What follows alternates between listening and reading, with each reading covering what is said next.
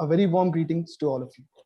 I welcome you all to Diplomacy and Beyond, an initiative of Institute for Cultural Relations Policy, ICRP, Budapest. I, Yash Arya, will be your host for the day. Founded in 2012, the Institute for Cultural Relations Policy aims at fostering scientific education and public discourse regarding cultural relations. At ICRP, we believe that cultural relations policies will be a key factor in international relations in the 21st century. And therefore, our work focuses on global intercultural dialogue, cooperation, aiming to promote protection of human rights, recognition of cultural diversity and heritage in an interdependent world.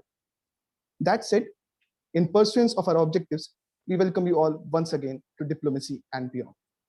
The event Diplomacy and Beyond, active since 2015, is a highly popular event that brings together the world of diplomacy and youth closer. Interviews are usually held at our headquarters at Budapest by our interns, but because of the restrictions imposed by the pandemic, this event is being held online. This presentation of Diplomacy and Beyond will consist of a moderated interview with a duration of 60 minutes. At the end of the interview, we will have a question and answer session in which the audience will be able to interact with our guests and ask questions. Today, we have a very distinguished guest present before us, Ms. Fatima Al Ansar. Welcome, ma'am. It's a pleasure to have you here with us. Thank you. Our guest has the distinction of being the youngest Malian diplomat. She's also an analyst, an activist, and a social entrepreneur, having founded Tilwalte Girls Peace Network, an NGO that seeks to create a network of young women and girls peace ambassadors in Africa. Through intensive training in peace building, leadership, mediation, negotiation, and entrepreneurship, and community-based activities. Ms. Al Ansar has studied in African Leadership Academy, Trinity College, and Vienna University. And she also holds diverse prestigious titles, being an Oxford Human Rights Fellow and the youngest Michelle Obama Young African Women Initiative Fellow. Currently, she is serving as the head of the mission at the Ministry of Foreign Affairs and International Cooperation at Mali at the Center for Strategic Studies.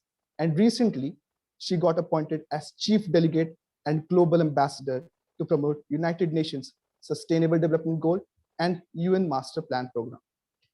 Without further delay, I would like to transfer the floor to our moderator for today, Ms. Candace Stephens. The floor is all yours.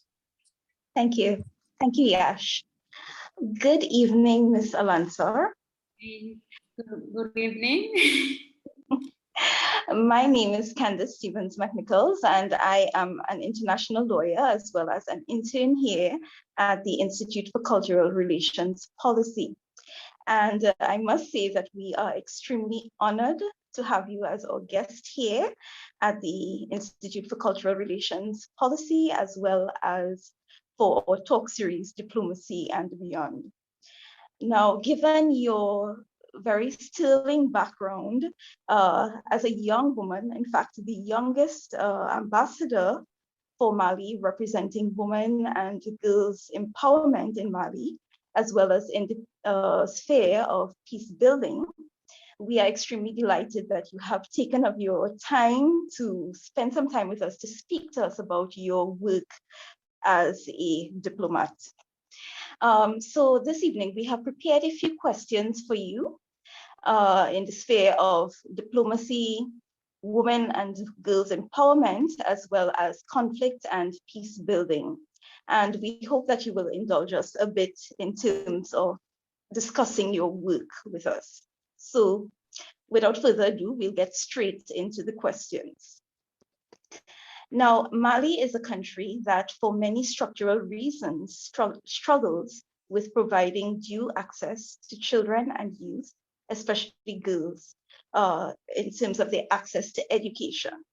This causes further problems relating to their access to other fundamental human rights and directly affects women's representation in many other areas. That being said, given your exceptional path, what was your personal motivation when pursuing degrees in international relations, as well as pursuing a career path in diplomacy? considering that diplomacy is a professional field in which women are underrepresented worldwide. First of all, before I started answering your questions, I would like to really thank you all for inviting me, and also for picking Mali. From what I understand, it's the first time that Mali is actually. I'm very honored that I'm kind of representing not only the voice of Mali, but I'm also representing the voice of young women in Africa. And I'm very honored by that, and thank you very much. And especially right now, Mali is going through a lot of insecurity, a lot of instability. There's a lot of news out there about Mali. So if you don't have Malian voices out there, there's a lot of misinformation going around there. And I feel like this is an opportunity for me also to kind of sell kind of the image of what is going on in Mali and what is Mali look like right now. To answer your question, my journey in pursuing degree in international relation, or just deciding to have a career in diplomacy, I would not be able to talk about that without really share a little bit with you my story. No, I know I don't have a lot of time. I cannot tell you my whole story, but I can share you why I decided to become a fighter, a woman fighter, to becoming that young woman who is always fighting in what we call the men's world. I'm from Mali, but I'm from a northern region of Mali. I'm a Tuareg, so I was born in a very, what we call unprivileged family, in a way that my father was a soldier, so we were living in northern Mali. So in that time, education for young women was like an utopic dream. So I always wanted to have access to education, but I knew that being there, living in that, because of the social economical barrier, I would not have access to education because of the mindsets. I remember when I was young, I used to dress up like I used to dress up like a boy to just go play soccer with the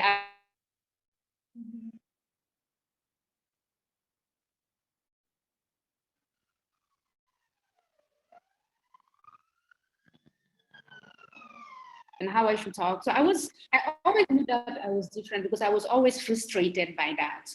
So lucky enough, or unlucky enough, there was a conflict that happened in the northern region. So when my father moved out, we went to a refugee camp in Mauritania a little bit. And after, my dad came to another military camp in Kati, in the central, in the east, in the capital, near the capital of Mali. Then I was able to have, and for me, that was something really amazing. So every summer, I used to go back to my community, to my village, and share with other girls what I have learned at school, share with them how to read and write. So I was very excited to see the excitement on those kids' eyes when I'm sharing them what I have learned at school. But I was very pained that they could not have access to the opportunity that I have access to. So my dream was to always bring back school to my community. And that's why from a very young age, I joined the children parliaments. Okay, that's great. Where I was the president of children parliament of my community. So I was representing the voices of children in front of ministers, so influencing policies on children at a very young age. So I started loving that. I really started enjoying that because I see the change that I was bringing. Then I applied. I heard about this amazing school called the African Leadership Academy, based in South Africa, which seek to develop the next generation of African leaders. I was like, wow, this is the school that I need to go to because I want to be a leader in Mali one day. And then I applied to the school. It was very competitive. In my country, 100 people have applied, and I was the only one who was picked. So I went there with my vision, which is to bring back school to my community. And when I went there, I started my courses. We have taken courses on leadership, African studies, and I was picked to become the youngest, the first, because in 2010, Obama had launched the yearly fellow Young African Leaders Fellows, and then Michelle Obama had launched the female parts of that. So I was picked as the youngest to join. I was around 17, and actually to be part of that, you have to be 25. So actually, I was the youngest. I joined that, and I was very impressed. I was like, whoa. And then being part of having a mentor who has like passion about education, and being part of like African Leadership Academy, where being young is not an handicap. You know, you can be young, you can be a woman and have a dream, and then have a support system there. So I was like, okay, I'm gonna have a courage. Whenever I go back to summer in my country, I'm gonna take an appointment to meet with the Minister of Education and share with my dream with him, and to bring back school. And that's when I came back, I was able to meet the Minister of Education. I was very aggressive on that. And I met him, and I shared with him my dream. Sorry if I'm taking too long, huh? I'm just gonna. No, that's okay. We are very touched by this story, your story. I shared my dream of like bringing back school. I was like, I want to build school for girls in Timbuktu. And he was like, what? You know, a young girl just coming to my office and be like, I want to build school. And he started laughing first. And then he's like, do you even know how the education system works? How the curriculum? I was like, of course. So he challenged me. So to run a summer school for like 3 months. And if I successfully run that, I will have my own land to build my own school. And that's how I was able to do that. I had a land, I started building my own school. Unfortunately, in 2012, it was destroyed by the rebel groups because they took over Mali. So I was like, I did that. I was, for a long time, as a young girl, I was an activist for women's rights, but I feel like I need more than that. You know, I need to be able to influence policy at the highest level. And that's why I decided to really join the international relations fields, because I have that experience of working under the ground, of creating my own NGO, of like trying to build school for girls. So this experience, I have enough experience on the ground that I will be able to share at a higher level, to be able to influence policies, and to be able to represent the voice of women in the field of that is underrepresented. So that's why I feel like I need to influence policy to push them to know that, yeah, there are this thing going on in northern Mali, there's this thing going on in central Mali, there's the rights of young women who are violated. We need to take actions. So you cannot do that if you're out of the system. So that's why I really decided to join the field. Thank you so much for your truly inspiring story. And I'm very sure that many young women hearing your story will feel inspired to follow the same path in terms of activism on behalf of women and girls. So thank you so much. So we're going on to our next question. As a young woman and as an ambassador representing women and girls empowerment in Mali, do you believe that there is a need for a feminist diplomacy, as Sweden's foreign minister, Margot Wallström, had said? This is specifically because women have traditionally been underrepresented in this field. Thank you so much. I think this is an amazing question, and I definitely agree with that. We need a female diplomacy, and I have to tell you that being the youngest in working at the Ministry of Foreign Affairs, being a female, I can tell you how difficult challenges it can be.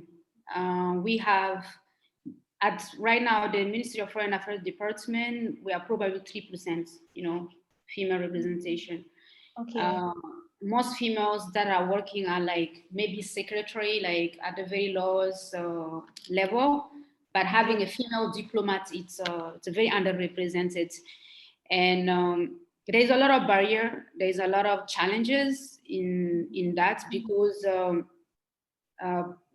first of all, few female pursue degrees in diplomacy or international relations in Mali itself. So when they started doing the competition to be part of, like, because there is a specific path, you have to take specific courses, you have to do the competition first and then be accepted. So usually, even last year, they didn't have any female who was accepted to the school of international relations, which will allow you to become a diplomat, to have a diplomatic career in Mali.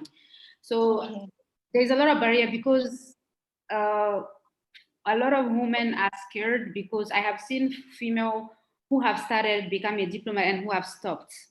Because when you are a diplomat, you will be changing countries most of the time. So if you are here, after 3 years, you have to go to another country, you come back 4 years, you have to. So socially and culturally here in Mali, a lot of men are not willing to let their women do that. So a lot of young women stop pursuing their dream and career in diplomacy, because they don't have a support system that will allow them to be traveling all the time, because you will be a lot in the plane, you will be changing countries. So if you don't have a man who allow you that, it's very easy to decide to not pursue a degree. So I think we need to do some kind of a positive discrimination in terms of, like, even integrating the diplomacy system, and also do kind of like an awareness with partners. You know, when I was here, when I just started the ministry, I talked to the minister to have like a committee, to create a committee at the Ministry of Foreign Affairs that is only allowed to make sure that we have every year young women joining the Ministry of Foreign Affairs.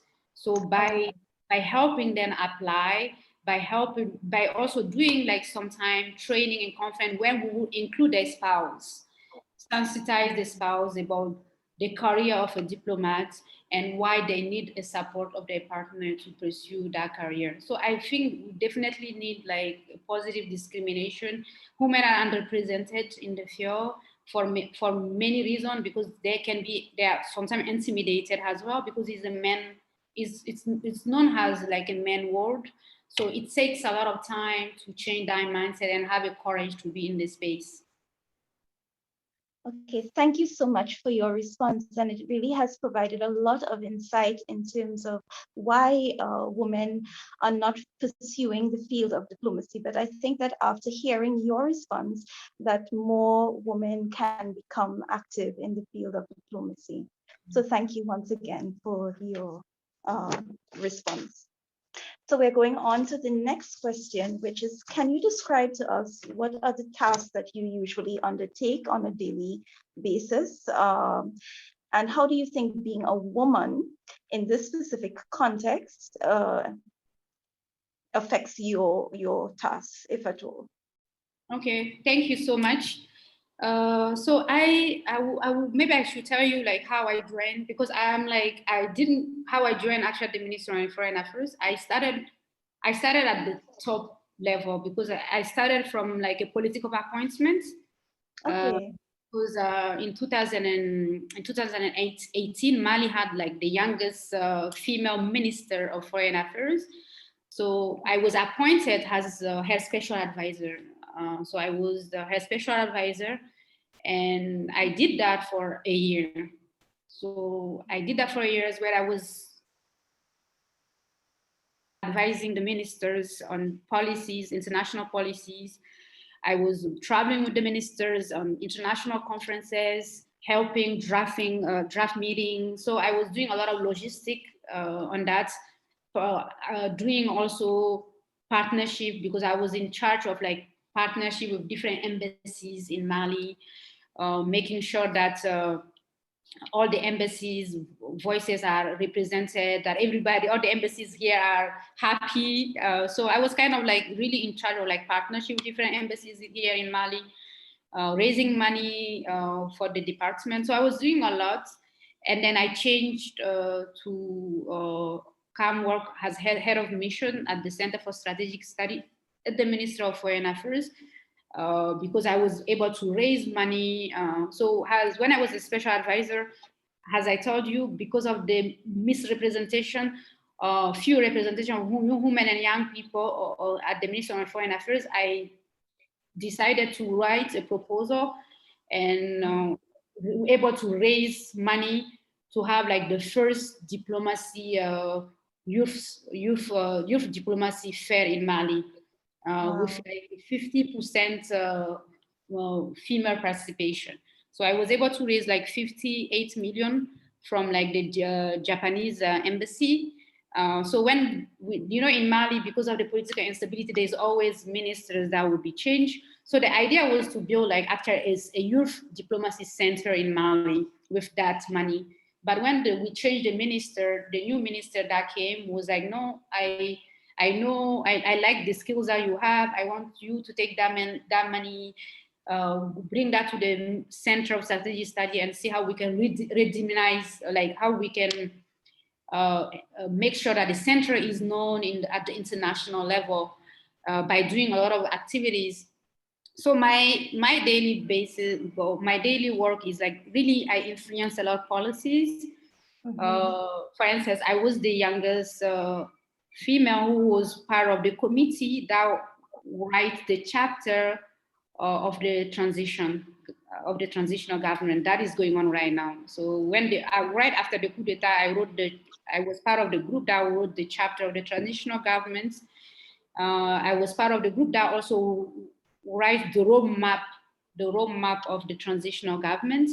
So and propose solution to the Malian government, especially to the president, in terms of like guidance, strategic solution, and also try to anticipate events when there is when there is a coup, possible coup, we're supposed to like help them get out of the crisis. I do that as well on a daily basis, and also I'm part of like the decision-making table as well, and which is very, very important. Being a woman, and how doing that affects a lot of my tasks. I can say at the beginning it was very hard because being a woman, being young, there's a lot of stereotype around that already. So people. You will be judged more by your look than what you have in your mind, especially when, not to put a lot of flowers on myself, especially when you are like beautiful. So sometimes you will be talking, but nobody will be listening. So as a young person, you really have to you have to have a lot of confidence. Sometimes I will be at the text, I will be at the meeting, I will give my arguments. So it takes a lot of time, especially when you are working with elders. There is this cultural thing of like you can speak, you can contradict an older. So you have to be in a meeting with somebody with a man who is older than me. So there's this culture mindset that, okay, you can, as a woman, it's already difficult speaking in front of men, and especially a man who's older than you.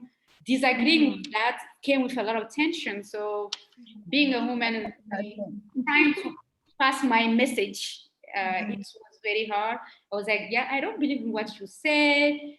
How to pass that in a very polite way and accepting way was very difficult. I was very frustrated most of the time.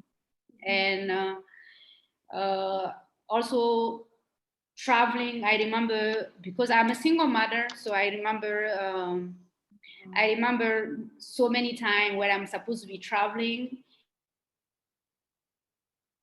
My name would be out of like the list for a reason. Oh, she has a baby, I don't think she can travel. I was like, why would you decide at my place? You cannot decide for me. I didn't tell you that I cannot travel because of a baby. I know I can deal with being a mother and then travel. So you don't have to take care of my personal life. I can take care of that. And also I have to deal a lot with jealousies. When you only work with men, there's problems of like their wife thinking that you are dating their husband. I had a lot of problem with that as well, and that kind of affects my work, which is, it's just like, oh, she's getting all this opportunity, maybe she's sleeping with this person, she's doing that. So there's a lot of like stereotype around women working at the working space. So I think just learning to be focused on your objective, knowing that I'm here because I have studied hard. I'm here because I have something to add. I'm here because I can influence policy is very important, because you are not usually seen like that. You are usually seen as, a beautiful woman who should be at home taking care of kids. So it's not easy. You really have to be focused, have your. So thank you so much. I am, Can you?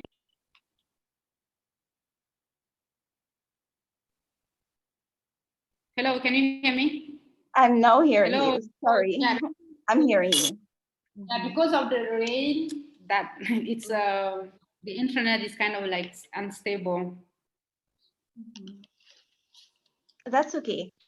But certainly, from what you have described, being a woman in the field of diplomacy is no easy task, especially in a predominantly male profession. But I am so grateful that you have provided us with an insight of the extensive portfolio that you would have had to undertake as a diplomat. And for women who are inspired to go into that particular profession, I'm sure it would give them some sort of insight into what would be expected of such a role. So thank you once again. So we're going on to our next question, which is, what are the challenges do you feel in working as a diplomat in a deeply politically unstable country? For instance, how have you dealt with the recent coups which have happened 9 months apart from each other? Oh, I have to say that it's been very difficult, because especially when you are working in the international field. First of all, the main challenge is trying to convince the partners to stay positive on the country, because we as a diplomat, you deal more with international partners, with internationals than the nationals. So when the first coup happened, for instance, ECOWAS put sanctions on Mali. So when there was a sanction on Mali, they did economical sanction on the country. So we couldn't do any economic exchange with the ECOWAS country, which was very, very difficult. Immediately, the US have stopped their cooperation, military cooperation with Mali. We have seen a lot of international organizations that also have suspended their aid on Mali. So, and then we're able to convince them, for instance, the ECOWAS wanted having, like, within the transitional government, they wanted to have like a civilian president leading the transitional governments. But if the military did the coup d'etat, obviously they wanted to have a military leading the transition. So having to deal with like what's the national, because the population at that moment were supporting the military. They wanted somebody who can bring the change that Mali needs at that moment, because of the former presidents. The former presidents had like this stereotype of like being like corrupt, with the legislative election that was poorly organized, with the poverty that was increasing in the country, with the insecurity that was. So the population was very like unhappy. They wanted a new leader, so that most people in Mali were supporting a military transition, but the international community no. So we have to really deal with the international community, trying to convince them to support this transition, because the country is in a very insecure, it's a very unstable right now. We cannot we cannot lose the support of the international community. So I think that was one of the most difficult part, reassuring good international relations, and also trying to convince the partners to continue supporting Mali. And I think that's what we are still doing. Mali is still suspended to be part of like ECOWAS meetings. We lost a lot of like support that we have. So right now we are working really hard to get those supports. For instance, by December, France will like reduce the military troop in Mali. French have also suspended for like 1 month military intervention as well in Mali. So there is a lot of like work right now. Our ministry is like in the plane almost every day to try to convince and reassure our partners to keep supporting Mali. Okay, thank you so much. I have never really experienced the challenge of having to to continue working under conditions of protracted conflict, but I can imagine that it has been truly difficult. But nevertheless, I think that you have shown a lot of courage and resilience, as the country, Mali itself, has shown a lot of courage as well as resilience in the face of conflict. So thank you once again for your contribution. Going on to our next question, what are the tools do you believe would make for a successful diplomat and a leader for gender equality? Okay, I will start with, first of all, for the successful diplomats, and then I will also talk about a successful gender leader, because I think it's very important to separate the two. Yeah. I think becoming a successful diplomat, it's very, very important to be, first of all, attached, because you cannot represent a country that you don't love. So you have to have a huge patriot. You know, you have to love your country. You have to have a deep knowledge about your country. You have to be able to represent your country very well outside Mali. That's very important. Secondly, you have to be very, very open-minded. So you cannot be a great diplomat and have a very close-minded spirits, because you will have to deal with different cultures. You will have to deal with different kind of people. It's very important to also speak different kind of languages. I always say that a diplomat who speak only one language is not a diplomat. You have to change field. You need to speak. You have to speak more than one and two international languages. It's very, very important.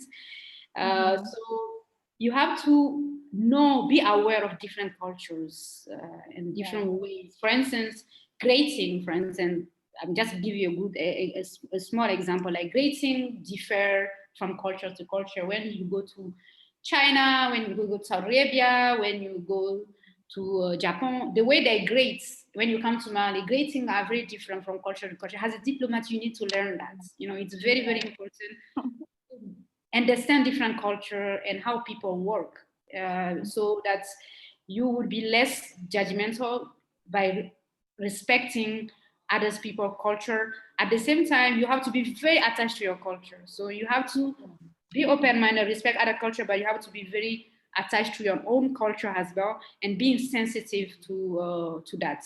I can give you an example. For instance, feminism. Feminism is very different from culture to cultures. Women's dressing is very different from culture to culture. As a diplomat, you also have to learn that as well. And I think even to be able to represent very well your country, you have to be able to, when you go to a reception, don't be like shocked when you see like a wine, people drinking wine, and be like, oh my God, I cannot talk to this person because this person is drinking wine. As a diplomat, you have to be able to be part of that space. So I think a successful diplomat needs to have that as well, and be able to be very convincing, and be able to debate very well as well. It's very important. Thank you so much for those wonderful counsels. I forgot. I touch the gender one. It's very important. Successful gender one, you have to first of all you have to be very aware of the problem. Gender equality, you have to know that it's a problem right now. Even though we are in the 21st century, you have to understand that it's a problem, and also you have to have an approach. Like for instance, a lot of people are not willing, are not like ready on women's empowerment. For instance, if you are fighting for women's rights, like for instance, I have my NGO, my NGO that I started on like sensitizing young parents to send their girls to school. So when you go to a parent who is very close-minded, who doesn't really understand the value of sending young girls to school. So you have to be having an approach. So I won't be able to just come and be like, no, you have to send your girls to school. Like you have to have an approach. So like having like cultural relativism on your fight is very important. For instance, a lot of people think that Saudi women, the fact that they wear veils, they are veiling their oppress. But if you talk to those women, some of them love wearing the veil. So you really need to have like an approach and be understanding of like cultural differences.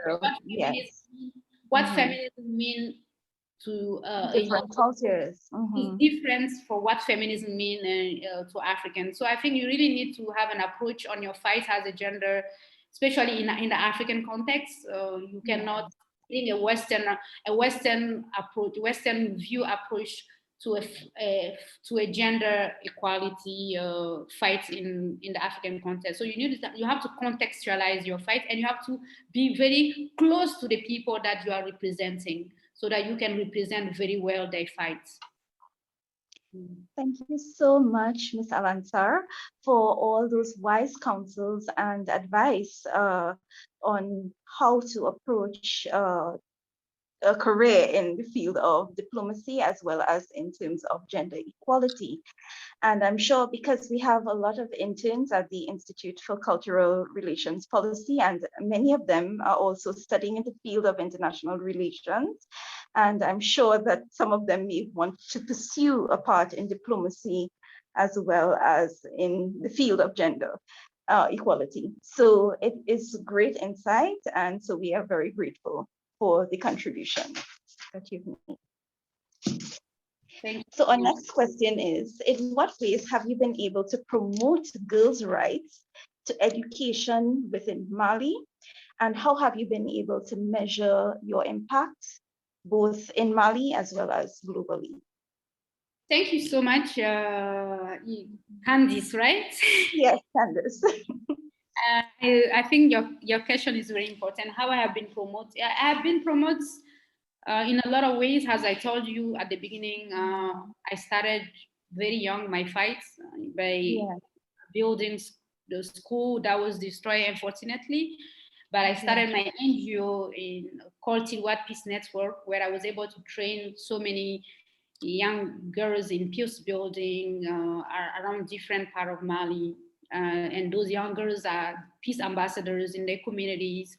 I was able to also help young women have access to international external opportunities, either attending conferences, attending training, so that they can have like mentors, support system, helping young women here by mentoring them to have access to scholarships to go study outside Mali was like one of the things that I did. And also when I was working at the ministry's cabinet, I have approached the Norwegian embassy because, I was very surprised that the peace, Mali, in 2015, Mali have created the peace agreement, the peace monetary committee. So they have started like a peace monetary committee. It's a committee that will like actually monitoring the peace agreement process. Because we have signed the peace agreement 2015. So since 2015 until like 2020, there was no woman who was part of like the peace agreements monetary committee. So I was like, how come like we don't have a woman? So I was able, they were like, oh, okay, we know that the Norwegian ambassador was like, we know that if we approach the head to who are like influencing decision on that way, they would be like, we don't have money and stuff like that. So we decided to fund. They decided to fund 8 women to join the peace agreement. So now we have like 8 women who are part of like the peace agreement's monetary committee, which is good. We didn't have that before, and now those young women will be able to influence and represent the voices of women, especially in the conflict area of Mali. And I think in that way, I was able to really help. I also write a lot. I write and I publish a lot of articles on, like I wrote an article that you can find online on no peace without women and girls. I write that in. I would love to read your article. I would love to get a copy of it and to read it. So I actually write that in French, and I usually publish that on the national newspapers that is like read by our policymakers. So those in that way, I influence like mindset, being part of like conferences, debates at the national TV on like gender, on females' roles. So like changing mindsets, it's also very important. A lot of people didn't know about a lot of things. They probably don't have any problem of women access to opportunities, but they don't know the value of it. So sometimes being on the media help as well in terms of changing mindset, either at international or national level. And the fact that I'm also sometimes at the decision-making table, so I fight and try to represent the voices of women and make sure that we have a quota, like we have quota, 30% quota, but never respected the quota, but we are pushing her so that for Mali to respect the quota of women representation in the government. Okay, thank you so much for all the invaluable contributions you have been making to the promotion and the advancement of girls' rights, especially in the field of education. And I just want to implore you to continue the excellent work that you have been doing. So the next question we have for you, which challenges did you face within the African context when advocating for girls' rights to education, especially during the COVID pandemic? And what do you consider to be the most profound impact of the pandemic? Thank you. And I think during like last year when the pandemic was a lot on the media, I actually also wrote an article on like the impact of the pandemic on girls and women, especially in the Malian context. It has a lot, because a lot of schools were closed, especially with the conflict, and I think I will talk about this later. With the conflict, a lot of schools have been closed already, and the pandemic have added even more, because even like the schools were closed in the capital of Mali, so everything were online. So television, so the courses for like almost a year, courses were given online, and they were given at a time where when a young girl is at home, usually would be in the kitchen cooking, so they wouldn't be able to follow the courses online. So, and some of them don't have television, so that have like decreased. So we have seen like a huge decrease, on the number of girls having access to education. The confinement as well. The confinement in Mali have kind of increased the traumatized, because there was an increase on gender violence, because people don't go out, people have to stay, there was like, I think in Mali here, after like a specific time, after 7, nobody's allowed to go outside. Everybody have to stay. If you go out, the police will stop you. So all these things have a lot on, and encourage a lot of violence. And young girls who are in those kind of houses were kind of traumatized to have to deal with that kind of violence in their house.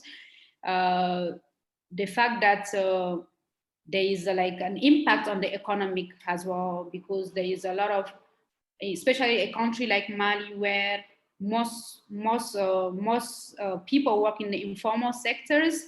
So there was a lot of impact on the economy, and because of that, a lot of parents will like force their young girls to early marriage for economical needs. Wow. So a lot of things like that happens where, because of like poverty, economically need, a lot of young girls were like forced to get married.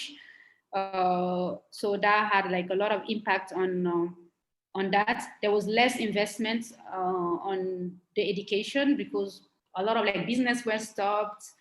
Organization that would promote girls promotions and girls access to education have stopped doing activities because nobody was allowed. People were not allowed to do like mass activities. Everything were online. So it has people who were like following to make sure that the agenda of like women and girls access to education were like going on have stopped working. So it has a lot of impact on really the agenda of having more women at schools, more young girls at schools.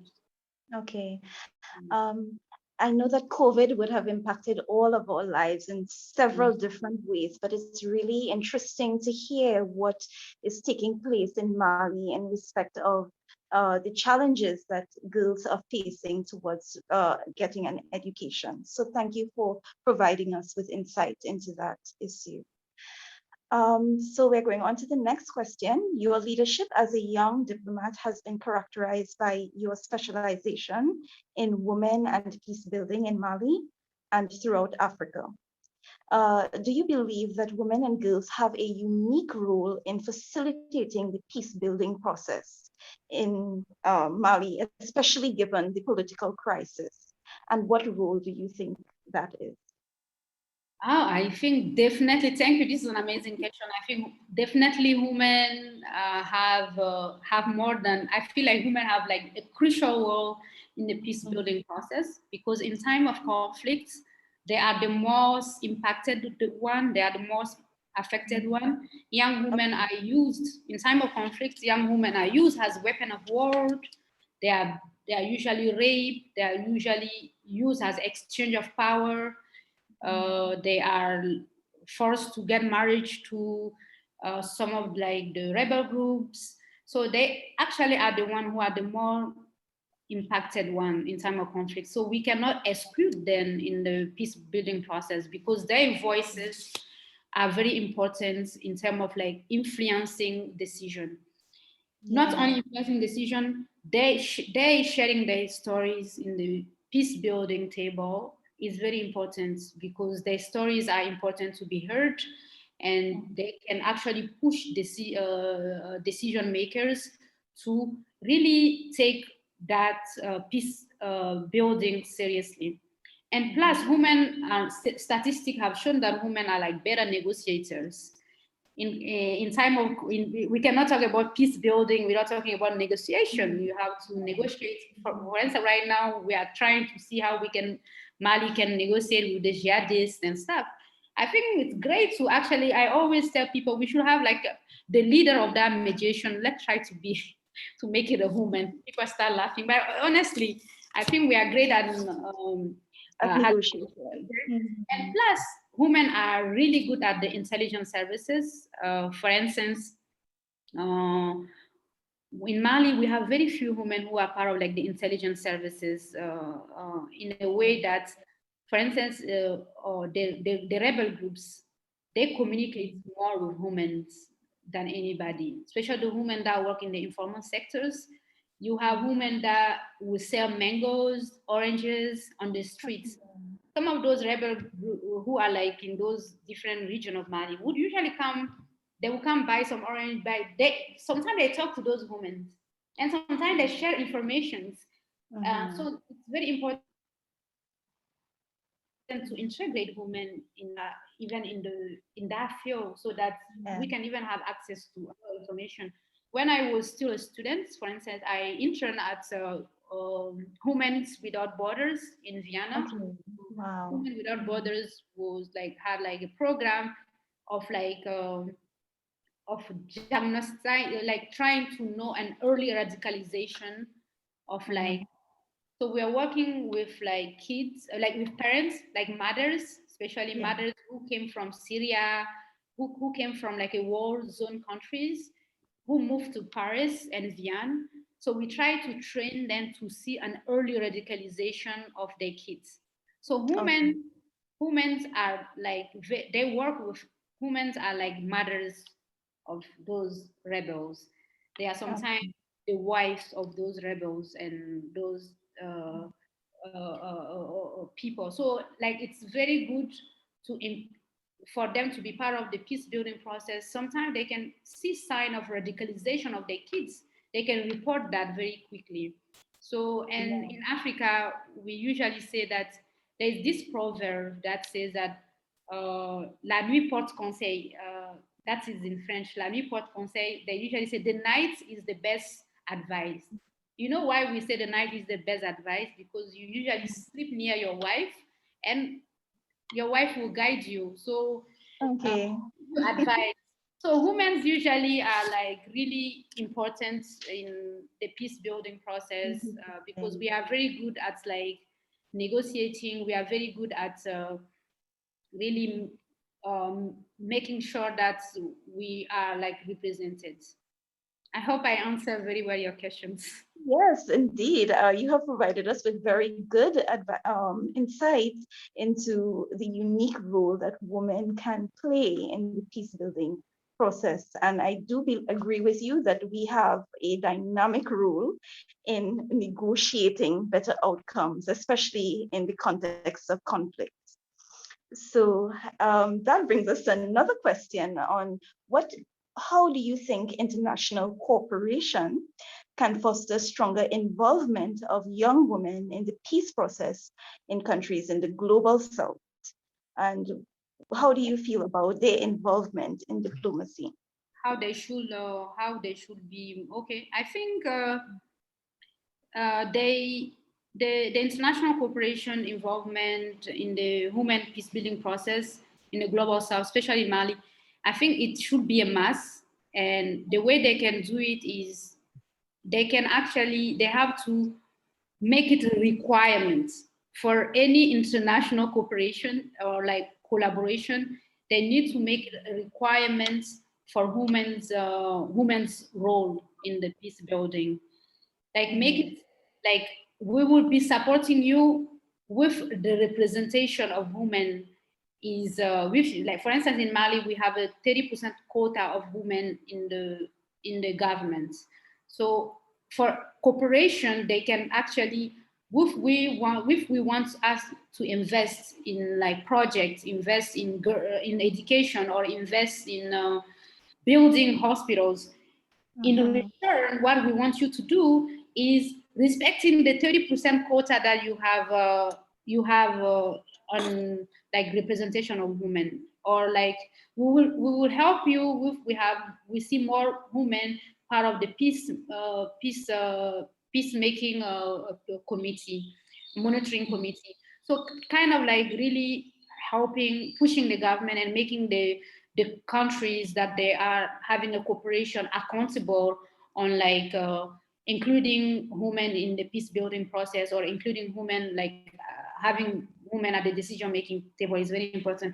What they can do also is like financing as well, financing women to be part of the peace building process, because some of the women are not like probably trained enough. So what they can do is like finance organization, NGOs that are working on women's rights to train them on like how to be more involved in the peace building process. Thank you so much for your insight into how you think that the women's involvement can be strengthened, especially in the global south. So the next question we have is, since 2012, Mali has been facing a variety of overlapping conflicts in which What? Couldn't hear you. there. Are you hearing me? Sorry. I couldn't hear you very well. Okay. Are you hearing me now? Mm-hmm. Okay, great. I'm fine. So since 2012, Mali has been facing a variety of overlapping conflicts in which several jihadis, as well as armed groups, are involved in fighting for their own interests. But could you tell us or explain to us how these groups have affected security and access to education for girls in Mali? Oh, it's actually since 2012, more than 200,000 children are out of schools. Many schools in the northern region are closed. In some part of the northern region, they are actually all the schools are closed in some parts due to the conflict. So I can say that the conflict has like main impact on like young kids having access. Their education. In 2000, especially having access to education, they have like, as I told you, I built my own school that was attacked in 2012. In 2012, they have attacked a lot of schools. They have destroyed a lot of schools because they know that education, having a strong education is having a strong future as a country, because those educated kids are going to be future leaders. And we have seen that with the Malala stories, attack on schools. So it's like a strategic for like armed groups in terms of like having control on the country. So I think it did have a lot of effect on the schools. And parents, even the schools that are open in the conflict areas, parents are scared to send their girls to school because the chances of being raped on your way to school is very high, or the chances of just disappearing. You know, there's a lot of disappearing kids or girls on their way to school will be attacked or never be seen. The parents will never see their kids again. So there's like a lot of these things that happening in the region. Young girls being sold for exchange of power have increased a lot and happening a lot in those regions. Young women and young girls being used as an arm of conflict. So I think definitely the insecurity situation has a lot of effects on girls' education, and I think on education in general, because most schools are closed, and I think right now it's a big challenge that we are trying to overcome. Thank you so much for giving us insight into what is happening in Mali in respect of access to education and in terms of security issues that young women face, especially in terms of protracted conflict. It's really sorry for interrupting, Candice, but now we have to shift to our question and answer session. Okay, thank you, Yash. Sorry, I took too long answering the questions, huh? No, it's fine. You should have given me a time, like, no, after this, don't talk anymore. So, ma'am, we have received two questions. First is, what would you like in an ideal world that the international community would do to foster and support a democratic transition in Mali? I couldn't hear you. Can you repeat that? It's what would you like in an ideal world that the international community would do to foster and support a democratic transition in Mali? A democratic transition. Oh, I think that's a very great question. And there was a lot of debate about that right after the coup that happened in August last year, because like the ECOWAS imposing sanction in Mali.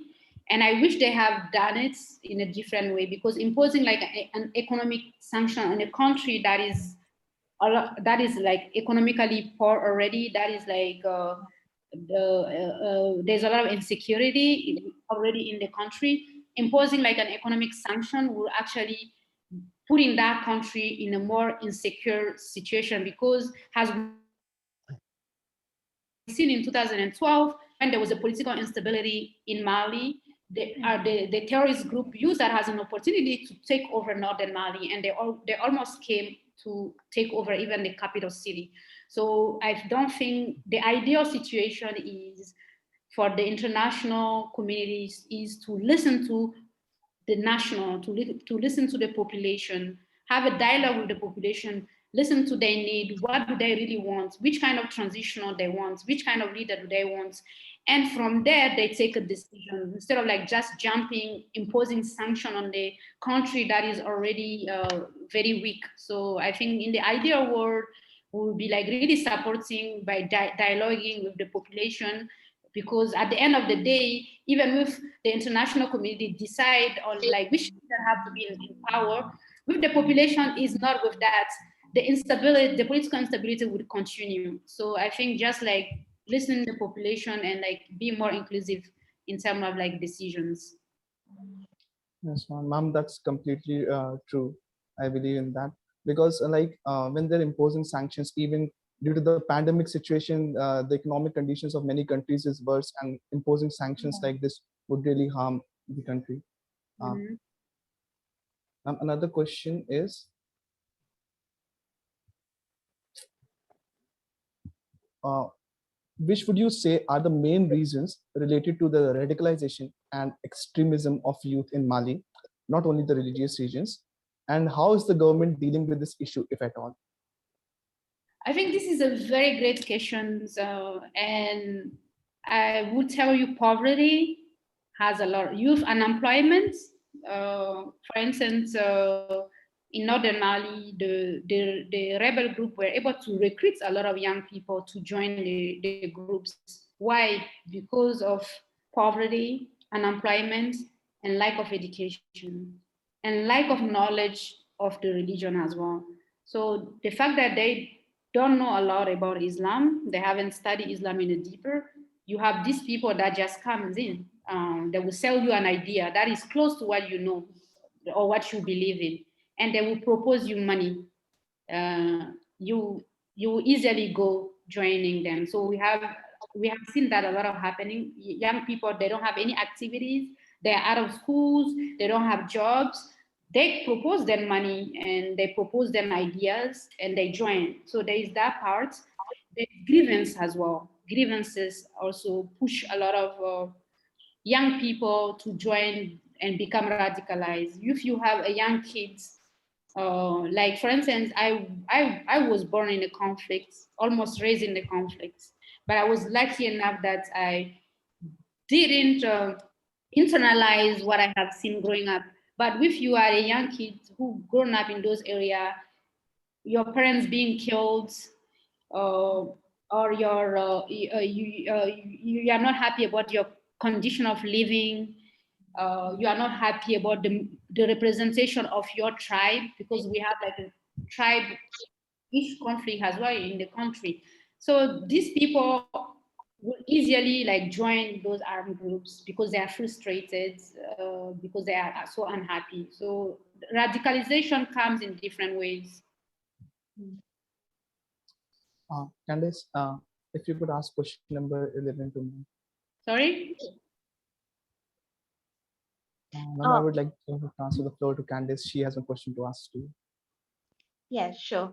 Another question that we have for you is, how do you see the role of France in Mali's political instability, given its military presence in your country since 2012? And would you classify it as neocolonialism, as some scholars and journalists have suggested? I don't know if I'm allowed as a diplomat to use the word neocolonialism. Maybe I should find another type of ways of describing the peoples in Mali. Okay, but I will start talking about like in 2012, I think French troop came to Mali in a very like needed time for the country. They came to Mali where the armed groups were almost taking over the whole country. So immediately the Malian government were able to get in touch with the French government to send troops to Mali. And they were able to push back the rebel groups. So thanks God, because of France, they didn't take over the whole country. So in that way, I can say that we are very, very thankful. But as you know, any type of relationship, there are interests. I will not tell you that I will not tell you that French don't have interest in being in Mali. I wouldn't tell you that is like a full given like charity that we are giving to the Malian people by helping them. Of course, they have a political interest. They have economical interest of being in Mali. But right now, there is, you know, that in 2012 is the Malian population that went on the streets requesting for the French troops to come. But it's the same population right now that is on the streets asking for the French troops to get out of Mali. They are now requesting for Russian troops, and they want another type of how do you call it? Another type of partnership. So, and French actually is gonna be like decreasing the troops, French presence in Mali in December. You know, I don't think I can really touch base a lot on these questions, but I think I will stop from here. I understand. But thank you so much for your insight in terms of the role that you think that France has been playing in terms of the political instability in Mali. So the next question that we have is, how would you assess the role of the United Nations multi-dimensional integrated stabilization mission in Mali? Do you what role have they been playing in respect of the stabilization process? I mean, their role have been. There's a lot of debate about their role as well in terms of development. I think they have been doing a lot of like good job in terms of like pushing the government, including, for instance, more women representation or like dialoguing with armed groups. But there is a lot of like kind of debate about the agenda as well of MINUSMA in Mali, in a way that, you know, you cannot be like having a peace building agenda, like keeping peace that doesn't exist, you know, because the mandate of MINUSMA is not to, they cannot interfere in the conflict, or like they cannot take arms and face the arms group. So their job is making sure that we keep the peace, but the peace is not here. So, and that's where their mission become very complicated. That there's a lot of debate on like, is the MINUSMA really doing their mission in Mali, the mission of keeping peace that doesn't exist? Can we change their mandate so they can be more operational in terms of like really helping Mali bringing peace instead of keeping peace that doesn't exist? But in terms of like development, I think they have been doing humanitarian development. They have been doing great job of integrating and making the government accountable in terms of like human rights violations, following like the UN security meetings, reporting on human rights violations, making our military and troops accountable on like human rights violations. So I think in terms of like having like those pressure, they have been doing a very good job, but they can be more they can be more, how do you call it, efficient if they could actually also like really help in terms of like bringing peace instead of keeping peace. Process, okay, totally understand. So thank you very much for the information that you have provided on the role of MINUSMA in terms of the stabilization process in Mali. That brings us to the end of our question and answer segment. Okay. On my part, I don't know if Yash has any other questions that he may have for you. No, these were the only questions that we received. So Mhm. with this, once again, I would like to thank you, ma'am, for being here with us today. Mhm. And your story was really inspiring. And how despite all the challenges they were that you faced, you made your presence felt in the men's world.